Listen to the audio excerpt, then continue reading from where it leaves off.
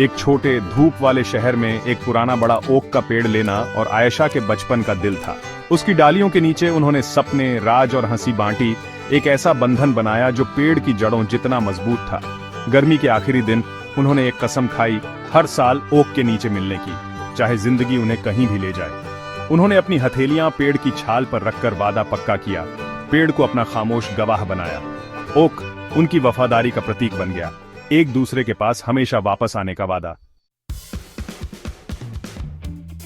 जैसे जैसे साल बीतते गए, लेना को फोटोग्राफी का ऐसा शौक हुआ कि वो दुनिया घूमने लगी, जबकि आयशा को अपने ही शहर की एक किताबों की दुकान डॉक लीफ में अपना काम मिल गया। दूरी के बावजूद ओक के नीचे उनकी सालाना मुलाकात पवित्र रही। लेना दूर देशों से कहानियां और तस्वीरें लेकर आती, आयशा अपनी किताबों की दुकान और कम्युनिटी से किस्से सुनाती। हर मिलन उनकी मजबूत दोस्ती का जश्न होता, जो समय और दूरी को जोड़ता।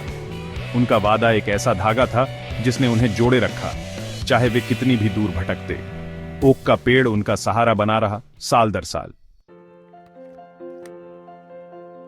15 सालों तक उनकी रस्म कभी नहीं टूटी। हर साल बिना एक भी साल चूके वे दोनों पुराने ओक के पेड़ के नीचे मिलते थे, चाहे मौसम कैसा भी हो, जीवन में कितनी भी व्यस्तता क्यों ना हो। यह मीटिंग उनके लिए सिर्फ एक परंपरा नहीं, बल्कि एक अनकही डोर थी जो उन्हें हर मुश्किल घड़ी में जोड़ती थी। लेकिन इस बार लेना आर्कटिक में एक अचानक आए बर्फीले तूफान में फंस गई। बर्फ की मोटी चादर, तेज हवाएं और सफेद अंधेरा, सब कुछ उसे रोक रहा था। बाहर निकलना नामुमकिन था और लेना को पहली बार एहसास हुआ कि वह अपनी सबसे प्यारी मीटिंग मिस कर देगी। फंसी हुई और अकेली, लेना की आंखों में उदासी थी। वह जानती थी कि आयशा इंतजार कर रही होगी और यह सोचकर उसका दिल अपराध बोध से भर गया। उसने खिड़की से बाहर झांका, बर्फीले तूफान के पार, मानो अपनी दोस्त तक पहुंचने की कोशिश कर रही हो। इस बीच आयशा ओक के नीचे बैठी थी। उसने पिकनिक तैयार की थी, हर साल की तरह, और सूरज ढलने लगा था। हर गुजरते पल के साथ उसकी उम्मीद धीरे धीरे एक गहरी समझ में बदल रही थी।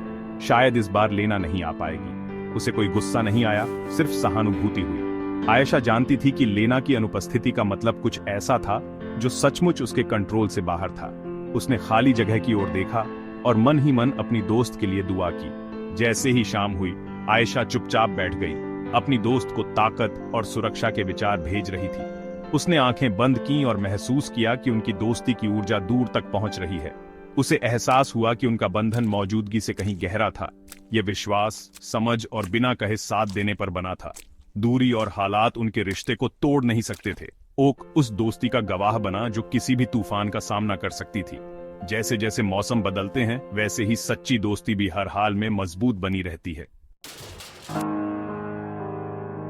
जाने से पहले आयशा ने अपनी चमड़े की नोटबुक में एक नोट लिखा। हर शब्द में उसकी भावनाएं और यादें समाई हुई थीं, जैसे वह अपनी दोस्ती को शब्दों में संजो रही हो। मैं यहाँ थी और मुझे पता है कि तुम मेरे साथ अपनी भावना में थी। जब भी हवा चली, मुझे तुम्हारी हंसी सुनाई दी। ओक, और मैं तुम्हारा इंतजार कर रहे हैं, हमेशा। ये शब्द सिर्फ एक संदेश नहीं थे, बल्कि एक वादा था कि दूरी चाहे जितनी भी हो, उनका रिश्ता अटूट रहेगा। उसने इसे ओक के खोखले में रख दिया, उनकी बचपन की छिपने की जगह, जहां वे दोनों अपने सारे राज और सपने साझा करती थीं। हफ्तों बाद जब लेना आखिरकार लौटी, तो वह सीधे पेड़ के पास गई। उसके दिल में उम्मीद और हल्की घबराहट थी। नोटबुक मिली और आयशा के शब्द पढ़े। हर पंक्ति में उसे अपनेपन और अपनत्व का एहसास हुआ।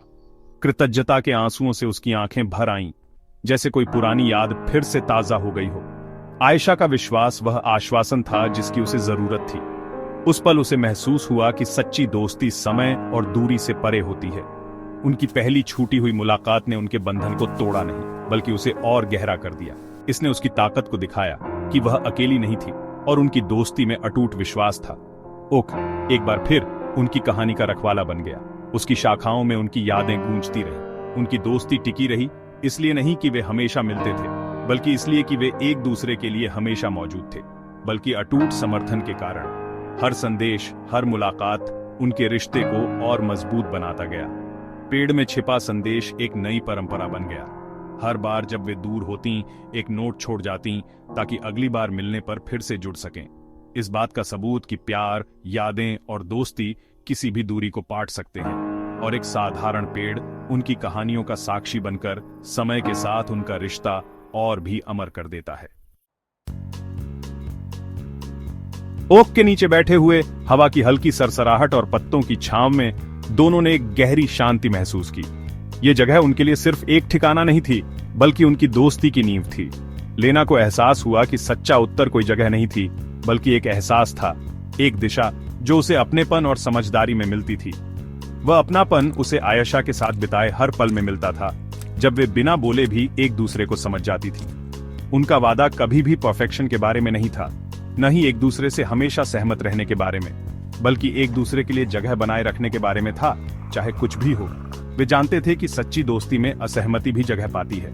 छूटी हुई मुलाकात ने उनके बंधन को और गहरा कर दिया, और हर दूरी ने उन्हें एक दूसरे की अहमियत और भी ज्यादा समझाई, ये दिखाते हुए कि सच्ची दोस्ती झुकती है लेकिन कभी टूटती नहीं। जैसे ओक की डालियां हवा में झुकती हैं, वैसे ही उनका रिश्ता भी समय के साथ मजबूत होता गया।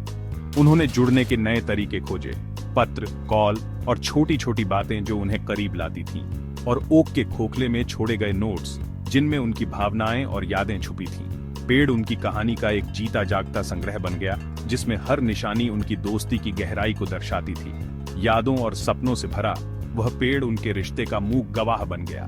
उनकी दोस्ती ने सिखाया कि सच्चा रिश्ता अनुग्रह, क्षमा और समझदारी से बनता है, और हमेशा एक दूसरे के पास वापस आने के बारे में है, चाहे रास्ते अलग क्यों ना हो जाएं।